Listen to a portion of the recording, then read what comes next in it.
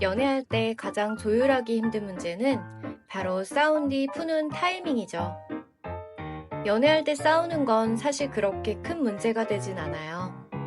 갈등이 생겨야 조율할 기회도 생기니까요. 하지만 서로 싸운 뒤 푸는 방식 때문에 생기는 2차 싸움은 상황을 더 악화시키기만 할 뿐 서로의 관계에 전혀 도움이 되지 않죠. 그리고 2차 싸움을 제대로 조율하지 못한다면 결국 그 관계는 깨질 수밖에 없을 겁니다. 그럼 어떤 방식이 맞는 걸까요? 싸우고 바로 풀어야 맞는 걸까요? 아님 서로 각자 풀어야 하는 걸까요? 싸우고 바로 풀려고 하는 경우는 보통 상황에 대한 얕은 이해만으로 성급히 상황을 마무리 지으려 하는 경우가 많아요. 이건 바로 불안감 때문인데요. 상대가 날 떠날까봐 걱정돼서 관계가 불편해지는 게 견디기 힘들어지는 거죠.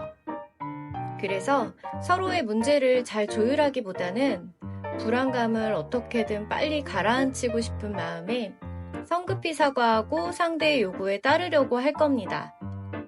이런 경우 모든 행동이 불안감으로부터 나오기 때문에 불안감은 원하는 대로 잠시 가라앉을 수 있겠지만 근본적인 원인은 해결되지 않을 거예요. 그래서 비슷한 문제로 싸움이 일어났을 때 화가 나거나 불안해져 또 싸우게 되는 거죠. 싸우고 바로 풀어야 하는 성격이라면 상대와 거리를 둬도 버림받지 않고 아무 일도 일어나지 않는다는 것을 자주 경험해 봐야 합니다. 그래서 감정이 격해졌을 때는 내 감정을 상대에게 전이시키지 말고 스스로 해소해보는 연습을 해야 해요. 싸우고 조금 연락이 안 돼도 별일 안 일어나요. 걱정 마세요. 감정적인 스트레스에 취약한 분들은 싸운 뒤 상대와 최대한 멀어지려 애씁니다. 그래서 상대의 불안감은 무시한 채 무조건 피하려고 하죠. 물론 성숙한 어른이라면 내 감정은 내가 푸는 게 맞아요. 하지만 연애 중이라면 상대의 감정에 관심을 기울이고 어느 정도의 도움을 주어야겠죠? 냉담한 표정이나 가시돋친 말로 상대와 거리를 유지하려 하거나 잠수타면서 상대와의 갈등으로부터 숨기만 한다면 관계는 더욱 악화될 수밖에 없어요. 회피하는 성격이 겉으로 보면 독립적인 것처럼 보이지만 사실은 자신을 보호하는 데 급급해서 정작 상대와 안정적인 관계로 발전하기 어려울 수 있다는 점 꼭 기억해 주세요. 감정을 말로 표현하는 연습을 해야 합니다. 그리고 연인 관계에서는 내 자신을 어느 정도 오픈해야 하기 때문에 오픈해도 괜찮다는 걸 반복적으로 경험해 보려는 노력이 필요할 거예요. 상대에게 조금 의지한다고 절대 독립성이 무너지진 않아요. 안심하셔도 됩니다.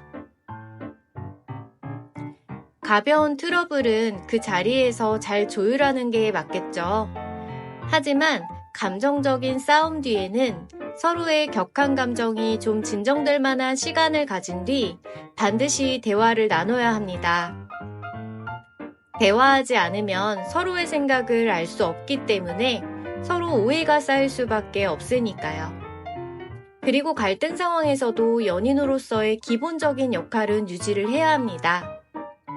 그렇지 않으면 상대는 이별로 받아들일 수도 있으니까요.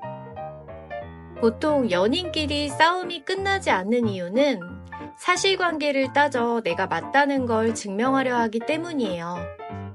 이렇게 되면 내가 맞다는 생각에 상대에게 내가 원하는 반응을 강요하게 되겠죠. 하지만 모든 갈등은 기본적으로 쌍방의 문제로 봐야 해요. 그래야 시시비비를 따지기보다는 서로의 감정과 좌절된 욕구에 주목할 수 있으니까요.